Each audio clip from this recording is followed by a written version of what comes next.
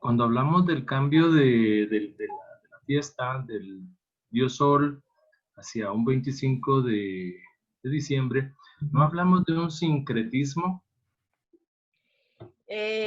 No, porque lo que se intentó fue cristianizar, o sea, ubicar toda la religión, porque no era solo un país el que se dedicaba, que veía al sol como Dios. Egipto, por ejemplo, Ram es sol, y acuérdense ustedes, Ramsés, hijo del sol. Acuérdense que cuando vino Pedro de Alvarado aquí, ¿quién era Pedro de Tonatiuh? ¿Qué era? Tonatiuh, el hijo del sol. Okay. Entonces, eso era como muy general, muy universal en los territorios de aquel momento y en las culturas. Entonces, no se quería mezclar, sino que se quería que la gente entendiera, ajá, este es el verdadero sol. O sea, por eso la palabra no es sincretismo, sino es cristianizó.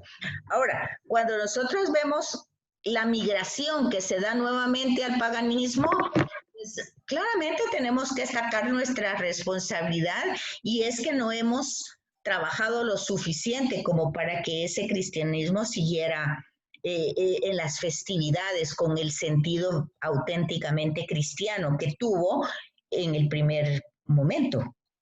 Obviamente nos hemos relajado en esa manera, y entonces claramente han entrado las otras experiencias, porque así como entró la pandemia, que por el avión, que por los barcos, así ha entrado nuevamente toda esa cultura.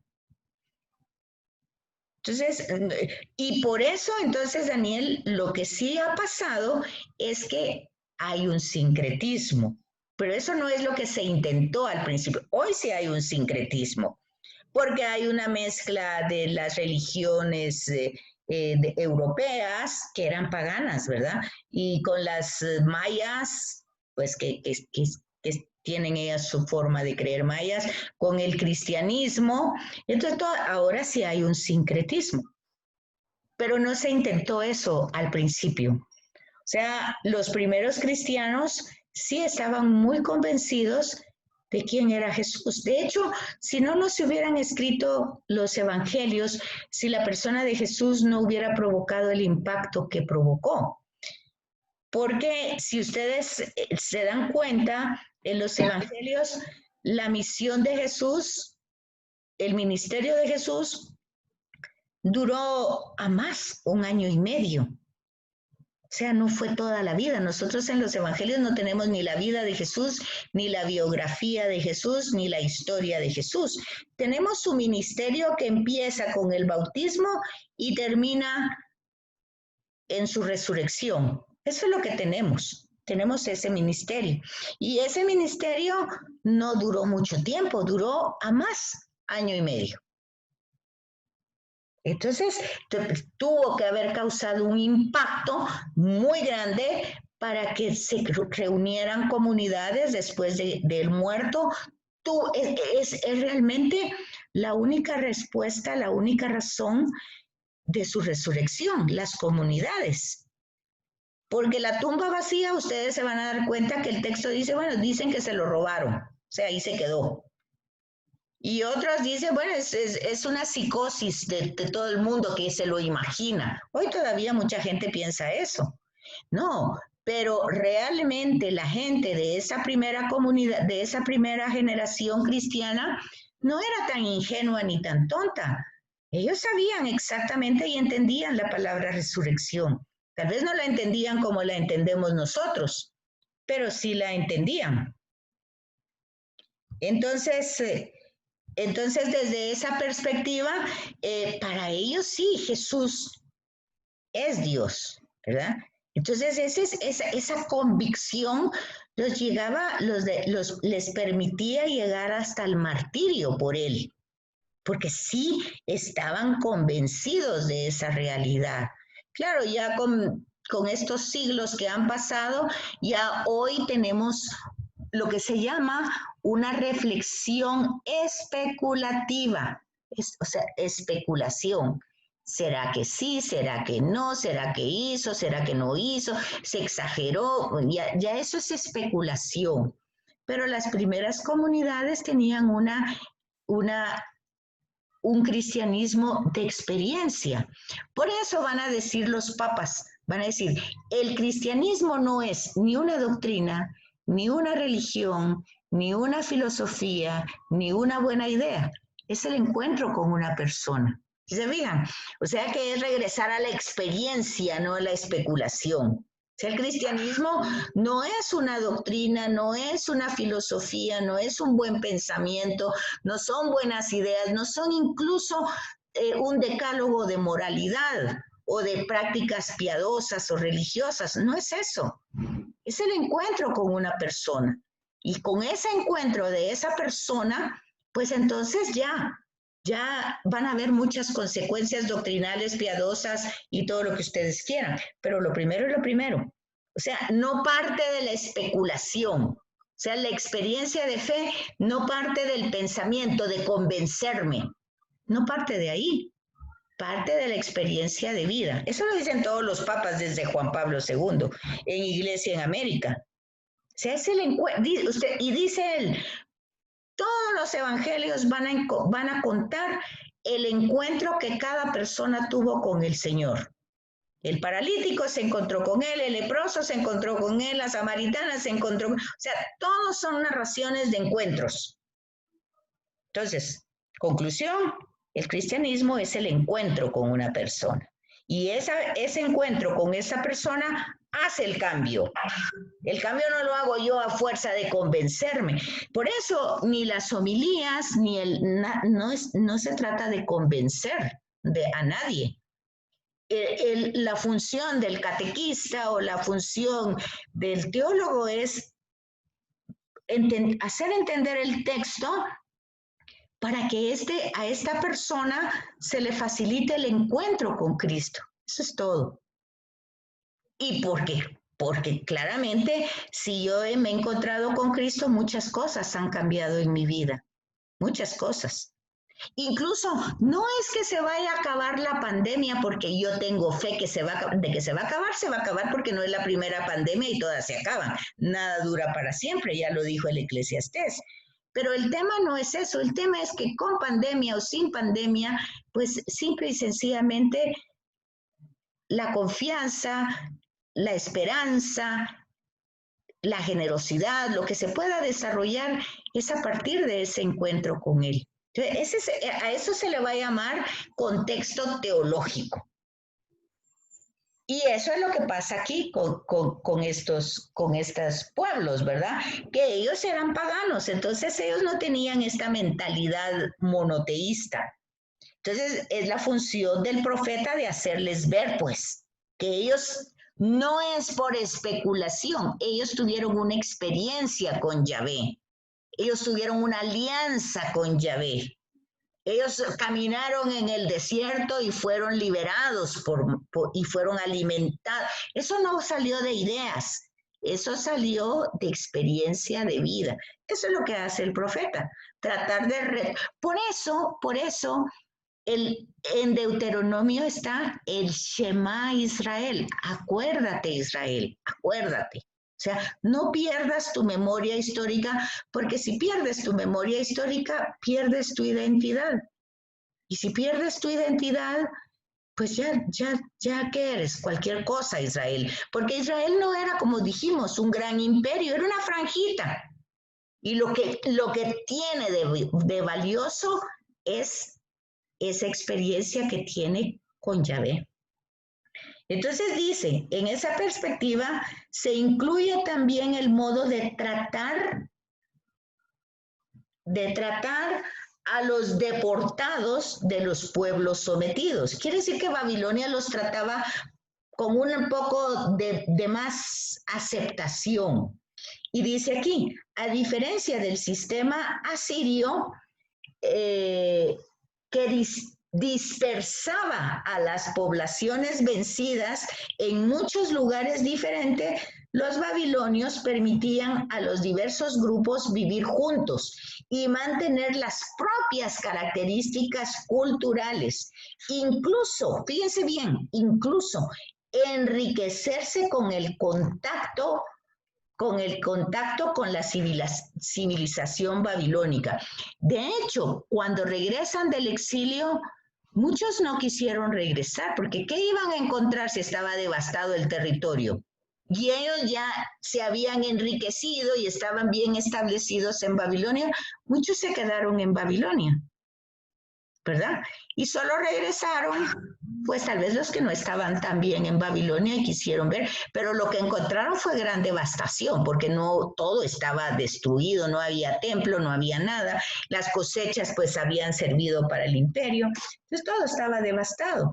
Entonces dice, pero este sistema, el de Babilonia, permitió a los deportados de Judá mantener su identidad propia e incluso reforzarla. Y entonces aquí es donde ustedes tienen a Ezequiel en Babilonia con ese grupo de deportados. Fíjense que todavía falta el imperio griego, ¿verdad? Ese tema del imperio griego está con los macabeos, 200 años antes de Jesús. Entonces, vean todas las mezclas culturales que ha tenido este pueblo de Israel. ¿Cómo vamos? ¿Vamos bien? Ahora, Egipto nunca logró avanzar como avanzó. Mañana dice que va a venir. Como avanzó Siria y Babilonia. Entonces aquí dice, pues que básicamente lo que pasó es que Egipto estaba como aliado de ellos y viendo como dicen hoy, cómo sacaban ellos alguna rajita para ir adelantando también lo que ellos querían. Pero dice aquí en el segundo párrafo y al final dice, la equivocada política de los últimos reyes de Judá llevará a la fatal derrota contra Nabucodonosor, que puso fin al reino en el año 586-587. Lo mismo que la posición del imperio asiria lo había hecho en el 722 con Israel. Entonces, aquí les da entonces la conclusión. ¿Qué fue lo que pasó al final? Lo que pasó fue que los reyes tuvieron malas decisiones políticas. Y entonces lo mismo que le pasó al norte, que le había pasado en el 722, lo mismo le pasó al sur, solo que 200 años después, en el 587, ¿verdad? Y entonces aquí es donde viene ya el reino de Judá, que es exactamente el tema donde va a estar el profeta Jeremías. Dice lo que decía Laura hace un momentito. Su posición geográfica sitúa el reino de Judá en el centro de las pocas vías de comunicación que unen Egipto con las regiones de la península, Anatolia y Mesopotamia.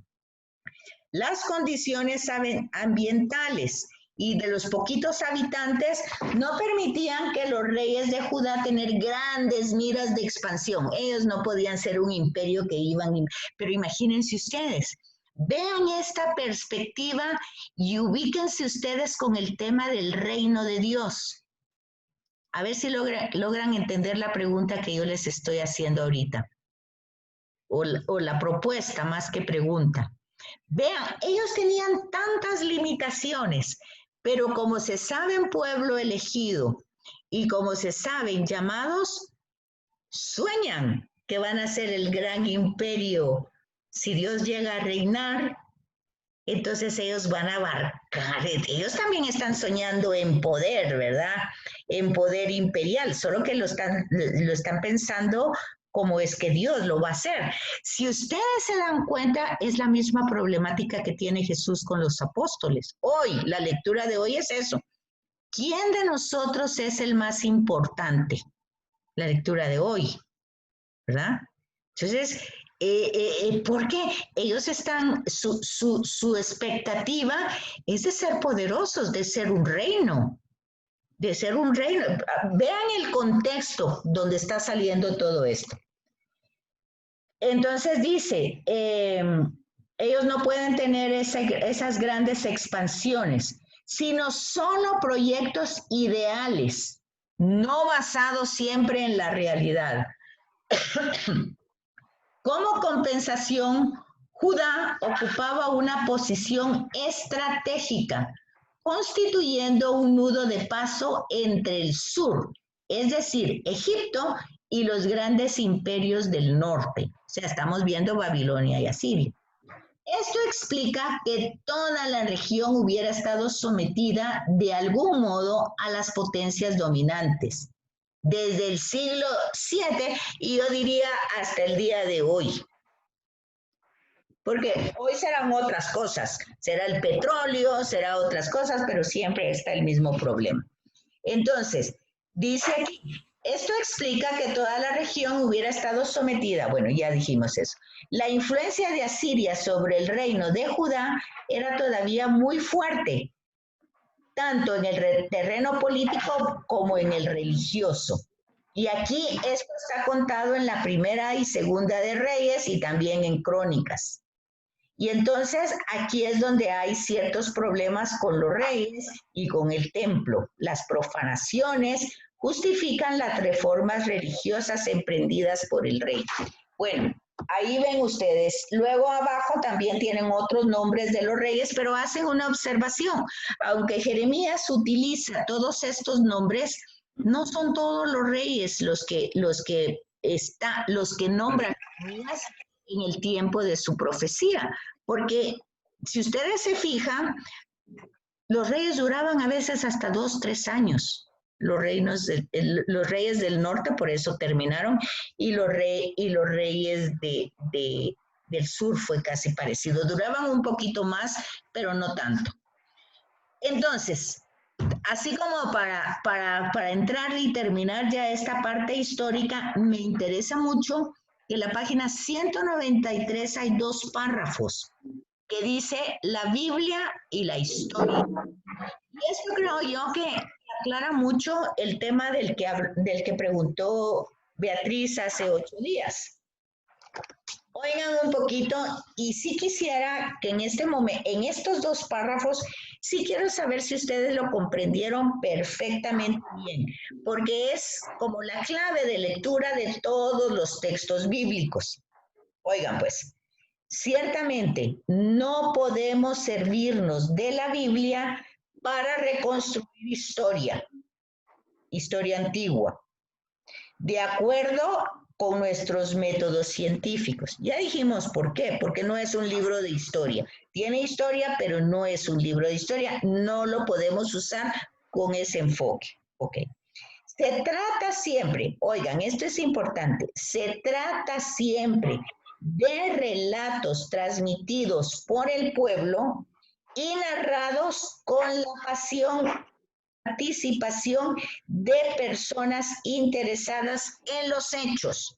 O sea, aquí vemos al profeta que es una persona apasionada y que está interesada en los hechos, pero está interesada desde una perspectiva, y es desde la perspectiva yavista, o sea, desde la perspectiva monoteísta. ¿Captan eso? ¿Captan eso?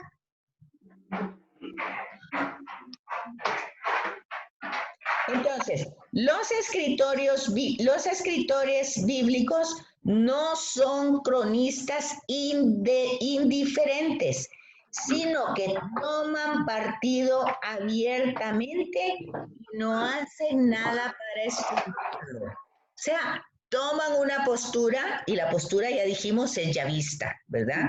Porque ustedes ya vieron al principio que el profeta se siente elegido por Dios para una misión. Entonces, ese es el tema. Él tiene una postura, tiene una pasión, tiene una misión.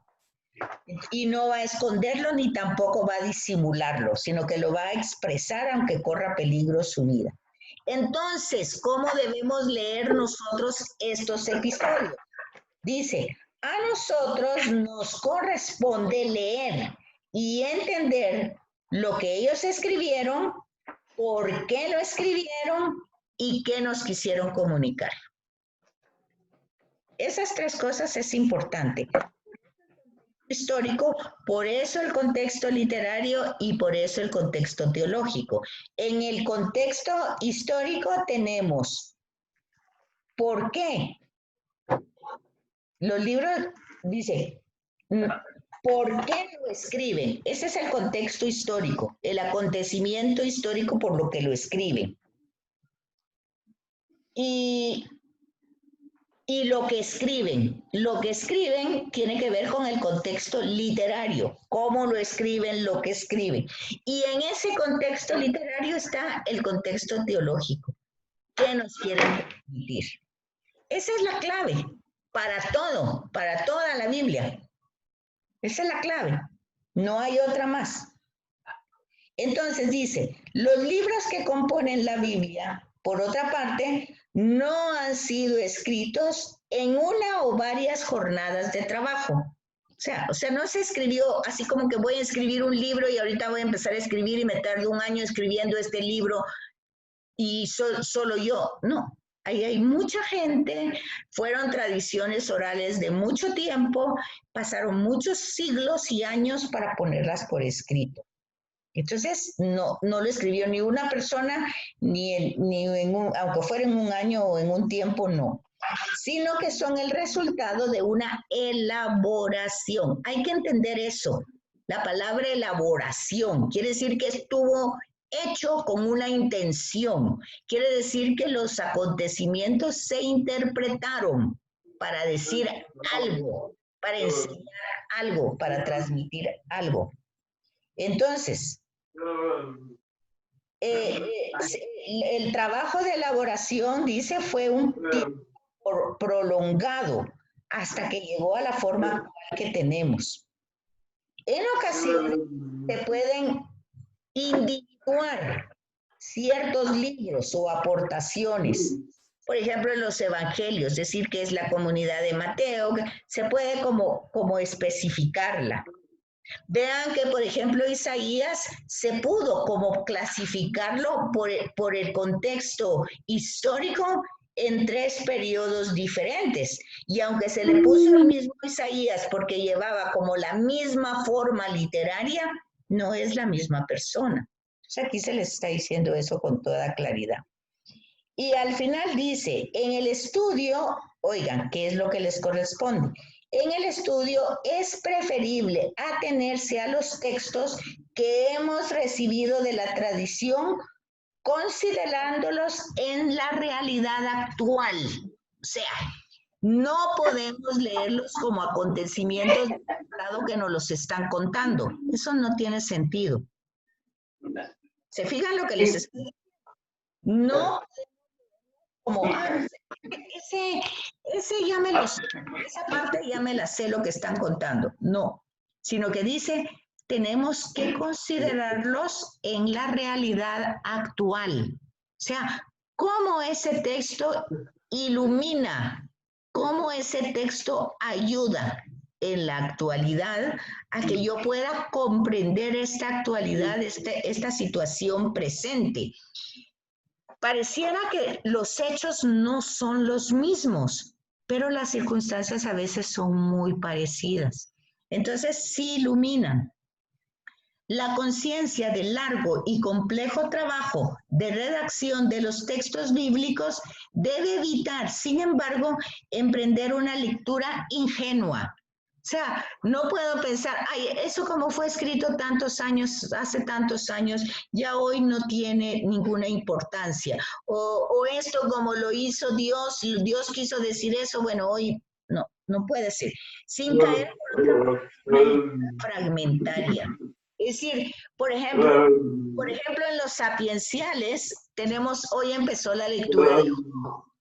La lectura de Job uno tiene que ubicarla, es un cuento, para empezar literariamente es un cuento. O sea, no es aquí, esto que estamos leyendo en los profetas está basado en un hecho histórico. Fíjense que el tema de Job no está basado en un hecho histórico, está basado en una actitud religiosa que se llama la retribución. Ese es el hecho histórico, la forma que sigue siendo actual. O sea, si yo actúo bien, como retribución o como consecuencia me va a ir bien. Si yo hago mal, como retribución o como consecuencia me va a ir mal.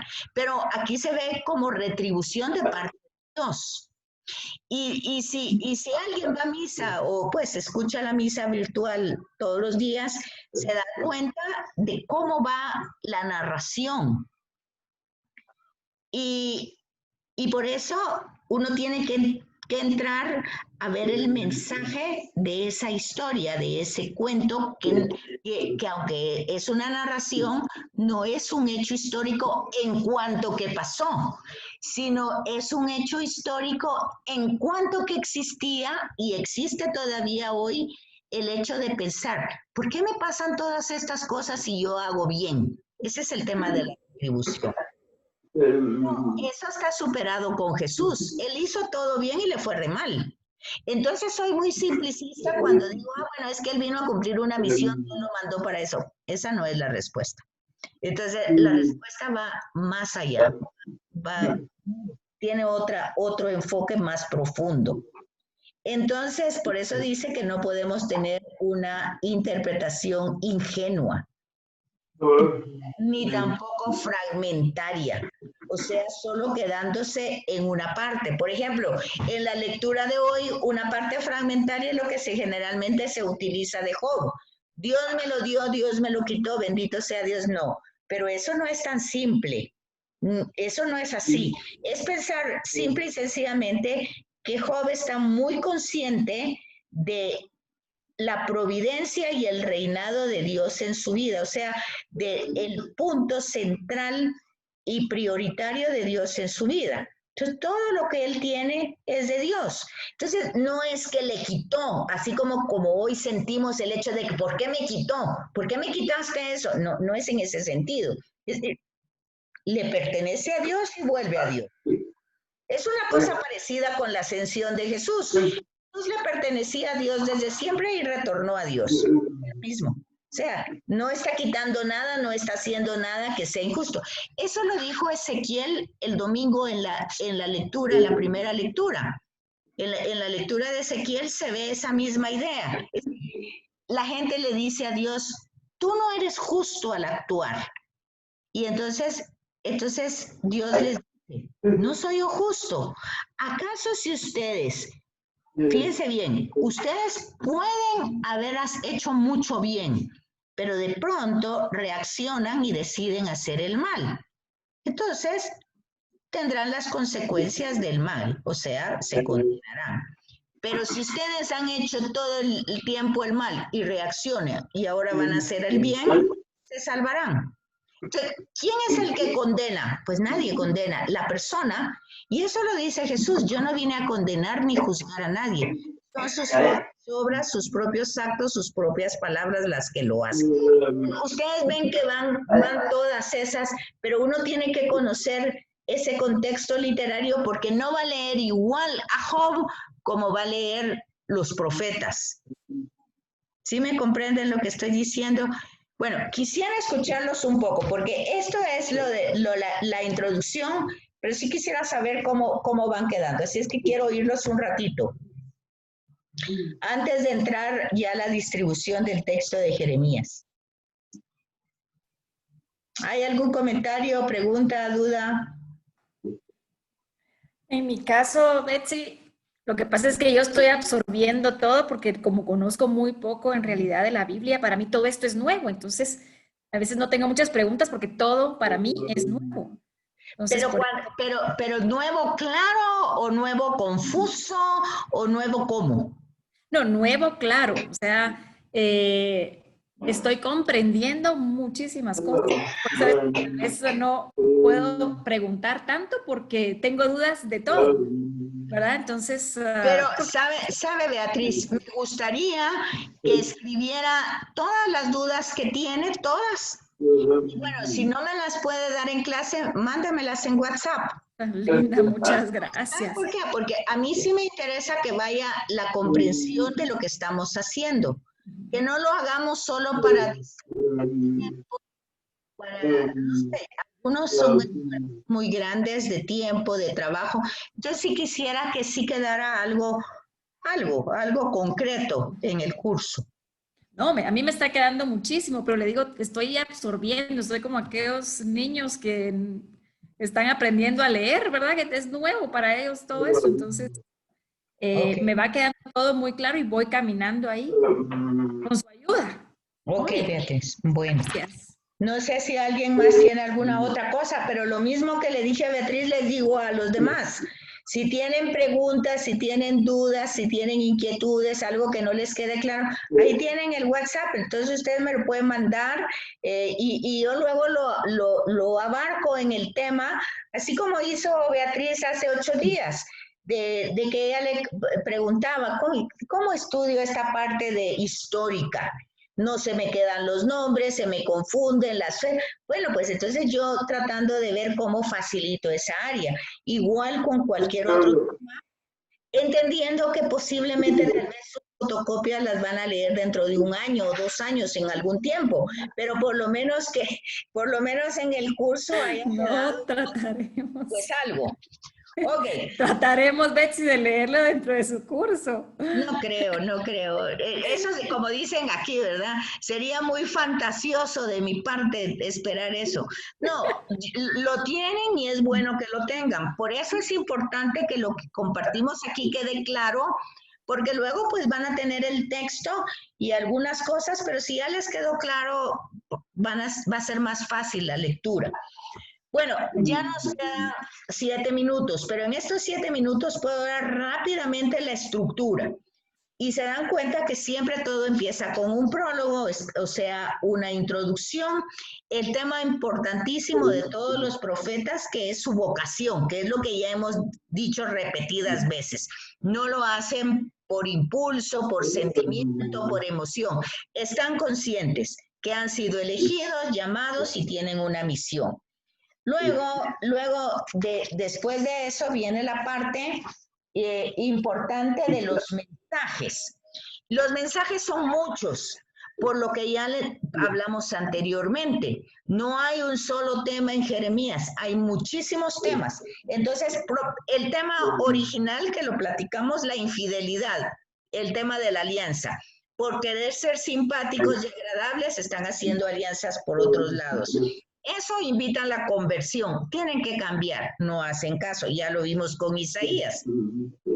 Entonces, si cambian, Dios está siempre dispuesto a perdonar. Yo quisiera hacer énfasis en esto, que el tema de la misericordia, porque yo oigo repetidas veces decir a la gente, es que el Dios del Antiguo Testamento es diferente al del Nuevo Testamento. Fíjense que no es así. Lleva la misma línea, lo que no lleva son las mismas palabras. No lleva las mismas palabras. Pero aquí tienen ustedes, o sea, invitación a cambiar. Es el mensaje de Jeremías. 500 años antes de Jesús. Entonces no me digan ustedes que lo de Jesús es totalmente no. Y luego, Dios está dispuesto a perdonar siempre. Mensaje de Jeremías. Mensaje de Isaías también. Entonces, Dios ha sido misericordioso siempre, es su característica, no importa lo que haya hecho.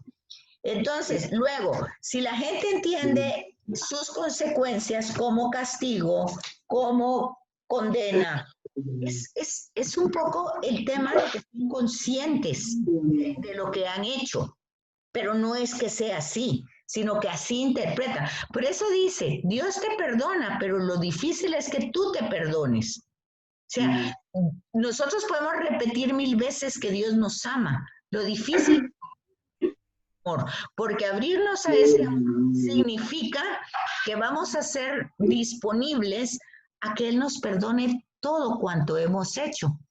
Y tal vez no hemos matado a alguien concretamente o hemos hecho cosas tan así terribles, pero obviamente hemos faltado al amor.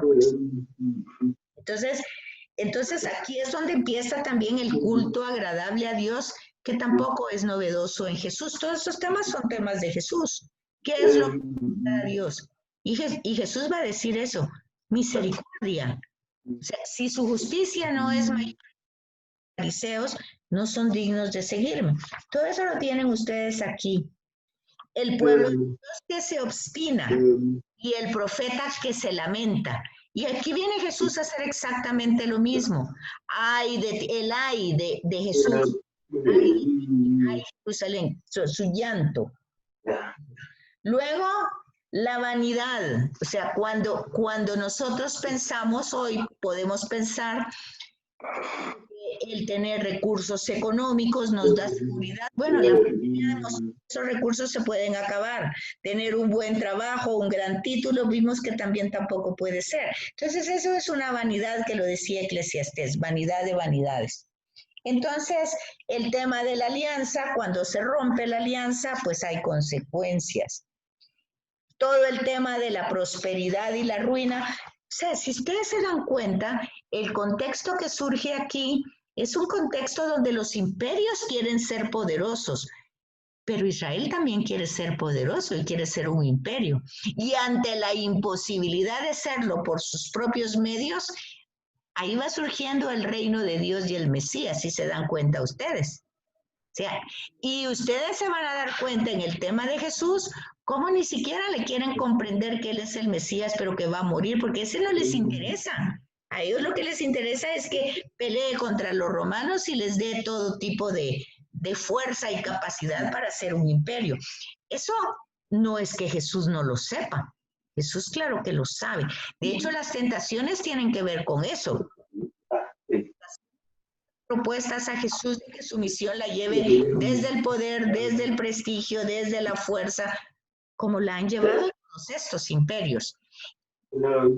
E Israel sabe de eso, porque lo ha vivido toda su historia. Entonces ese pueblo sabe qué Mesías quiere, sabe cuáles son sus pretensiones del reino de Dios, pero Jesús presenta un reino de Dios diferente. Y entonces todavía hoy nosotros nos cuestionamos eso. Luego hay una serie de mensajes simbólicos donde el profeta hace signos que se van a llamar signos proféticos y después se van a realizar en la historia del pueblo. Eso lo tienen en la página 208, 209, lo que es la auténtica liturgia. Y bueno, aunque no lo lean, denle una ojeada desde la página 208 a la 28. Son 10 páginas que son todos los temas que toca Jeremías, hasta llegar al apéndice. Y luego ya entra el estilo literario y ahí básicamente termina Jeremías y ya nos tocaría Lamentaciones y Baruch, que dijimos que era el secretario de él, ¿verdad? Nos queda un minuto, no sé si tienen algún comentario o algo que decir. Nada. Cuando no dice nada, uno puede quedar o que todo lo entendieron o que no entendieron nada, no se sabe. Pero yo espero que el Espíritu Santo les ayude y que puedan haber entendido mucho. Y si no, ahí tienen el libro para leer, por lo menos que les haya dado la inquietud de leer. Gracias, Betsy. Entonces, que tengan buena noche, que descansen y nos presentamos, si Dios quiere, la próxima semana. Muchas gracias. Buenas noches a todos. Buenas noches. Buenas Adiós. noches a Adiós. todos. Adiós. Adiós.